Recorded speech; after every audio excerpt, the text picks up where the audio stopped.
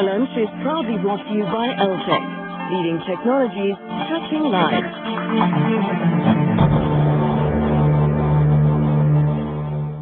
One of the advantages of being in the same business area for a long time, as I have, is that you get to meet people early on, in my case about 25, 26 years ago, and then see them develop and grow and build some kind of a rapport over the years. When it comes to the motor industry, there really isn't anyone in South Africa quite as well informed and quite as successful as Pretorius, who's now the chief executive of a company, called BidAuto. And most people know it as McCarthy's. Why the decision to change the name? It's such a historic old family business, which is obviously now owned by BidAuto. We're still very proud of the McCarthy brand name, Alec, and our trading operations, those that use the McCarthy name, will continue to do so. But we are part of Bidvest, and Brian Joffe is busy building the Bidvest brand. And he renamed a number of the Bidvest divisions, and a component of the name is Bid, so we became BidAuto. Not that we have any objection, because we have found such a good home for McCarthy's in the Bidvest stable. Were you sure at the time Brian Joffe did the deal, which was only 3 years ago, that it was going to be a comfortable place to go? I was very comfortable with the atmosphere there, with the chemistry and the value system. At that time, I was wondering, where are the synergies? Would it be a good strategic fit? But I subsequently discovered that those things in the world of Bidvest aren't all that important. Brian, he looks at the various industrial sectors. He then selects a company, he looks at the quality of management, and then he creates a very supportive environment.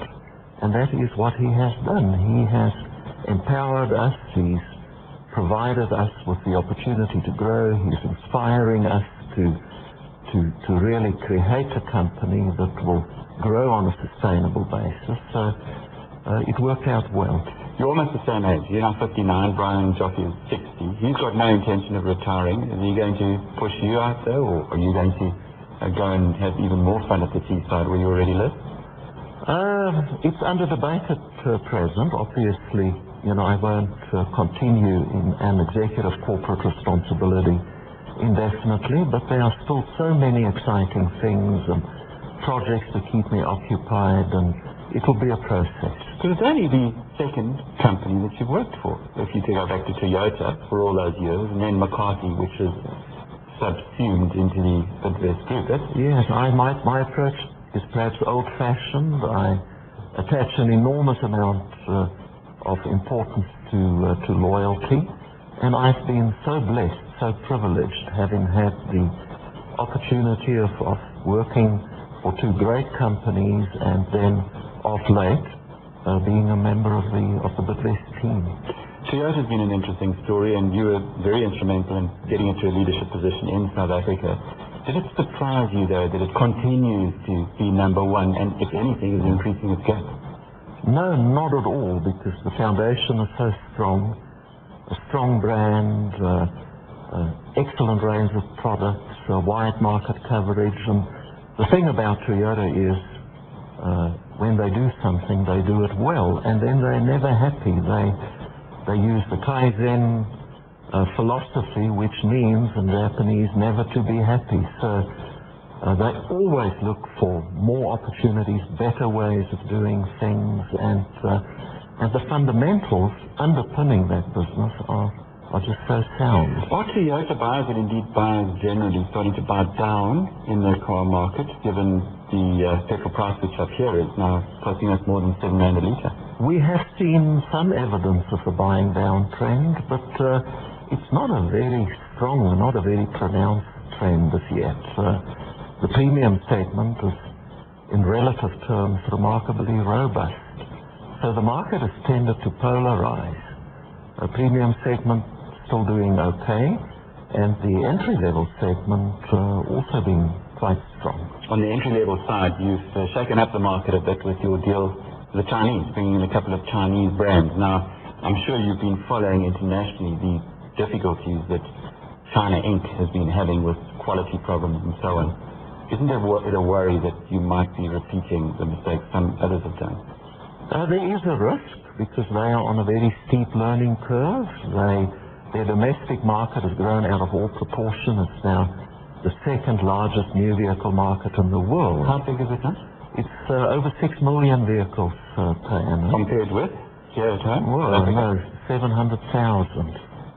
So there's no comparison. They will become major exporters of automobile products, and it's a risk not to get involved. I think the analogy is quite similar to what the situation was when the Japanese automobile manufacturers entered the global arena in the late 50s, early 60s. So the advantage that the Chinese manufacturers have is they have access to technology.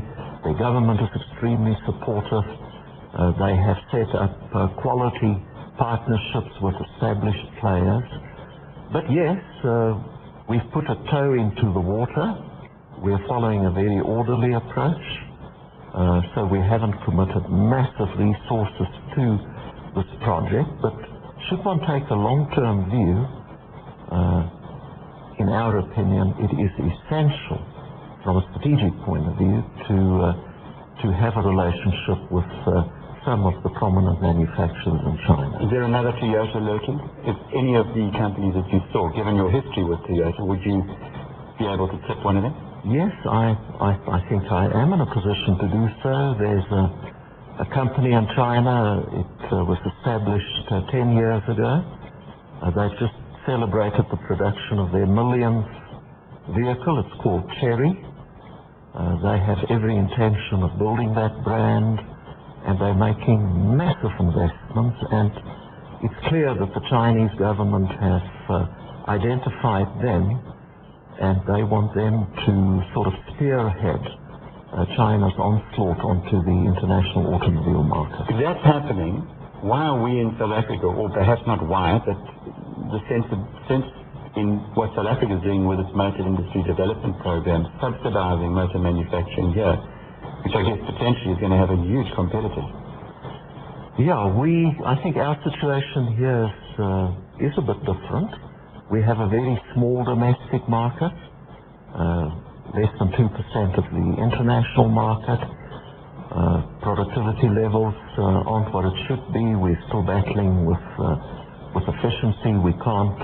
The market is too small to automate our factories to the extent that they should. We've got many manufacturers. And we have enormous proliferation. But considering everything, all those factors, South African manufacturers have done remarkably well. I mean, they've been subsidized to do remarkably well. Pretty much anybody can do that with a subsidy. Yeah, but they have improved productivity levels. Should one look at the statistics, the improvements in productivity have been pronounced.